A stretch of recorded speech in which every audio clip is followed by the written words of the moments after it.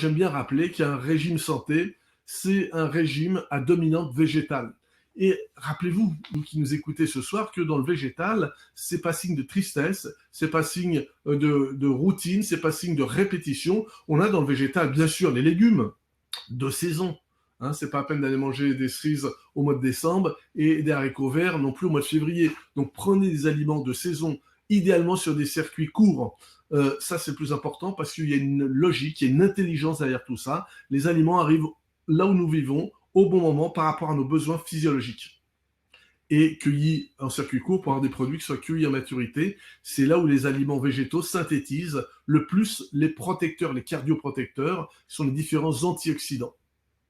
Également les vitamines, les groupes de vitamines qui sont également synthétisés en fin de parcours. Donc s'ils sont cueillis verts et mûris dans des frigos ou autres, eh bien c'est sûr que c'est pas, enfin mûris ou qui sont stockés pardon dans des frigos, ce sera pas l'idéal.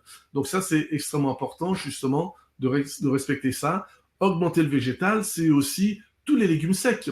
C'est une façon d'amener des protéines tout aussi intéressante que les produits carnés. Et il y a beaucoup de croyances ou de fausses croyances autour de ça, pensant que les protéines d'abord sont synonymes de force.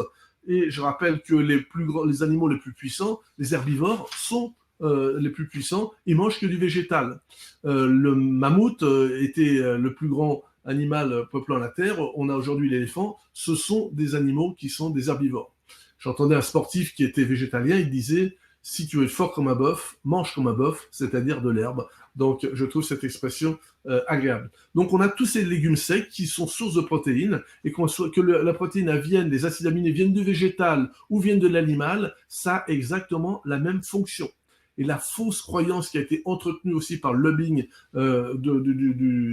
du monde carné, de dire que c'est plus intéressant pour la santé de manger de la viande plutôt que des lentilles, c'est aujourd'hui complètement remis en cause par les chercheurs qui montrent qu'on trouve tous les acides aminés indispensables, c'est-à-dire ceux que le corps ne sait pas fabriquer, à travers le végétal.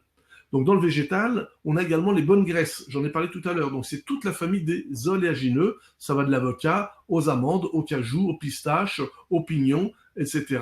Donc toutes les noix, bien évidemment, les noix de pécan, les noix de Grenoble si vous voulez rester en local, et si vous voulez pas des noix de cajou et vous voulez rester en local, eh bien vous avez également les noisettes amandes. Donc toutes ces familles-là sont des aliments santé parce qu'ils vont contenir des bons acides gras cardioprotecteurs. On a également les légumes de la mer qui sont extrêmement intéressants, qui s'appellent les algues. Donc, il y a une façon d'amener énormément de minéraux. Donc, on a quand même un choix extrêmement important. Et c'est justement dans toute cette famille végétale qu'on a à la fois une famille qui amène beaucoup moins d'énergie.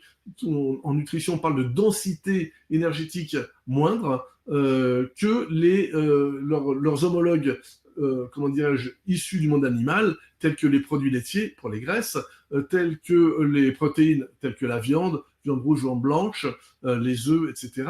Eh bien, je ne dis pas qu'il ne faut pas manger, mais c'est une question d'équilibre entre les deux. Et aujourd'hui, toutes les études que je lis, et j'en lis tous les jours, en français, en anglais, eh bien, toutes convergent que le fait de diminuer les produits animaux dans un régime au quotidien est le meilleur cardioprotecteur et le meilleur moyen de ralentir l'effet du vieillissement. Et aujourd'hui, on sait qu'on a un film, pour ceux qui ont Netflix, vous l'avez peut-être déjà vu, en tout cas, moi je l'ai regardé il y a quelques jours, c'est The Game Changer, The Changer Games, The Game Changers, donc le jeu du changement, et justement, alors certains vont dire qu'il fait l'apologie du végétalisme, c'est vrai, mais je pense pas qu'il y ait un lobby derrière du végétalisme, si ce n'est que de montrer qu'aujourd'hui, on aurait un meilleur partage de denrées au niveau planétaire. On n'a peut-être pas justement ce déséquilibre que je mettais en lumière tout à l'heure entre une partie de l'humanité qui meurt en mangeant trop alors que l'autre mange moins, eh bien, qui montre qu'on a des meilleures performances physiques, qu'on a une meilleure récupération et par rapport au sujet qui nous réunit aujourd'hui, on sait qu'aujourd'hui, on a beaucoup moins de problèmes cardiovasculaires en ayant une alimentation à dominante végétale.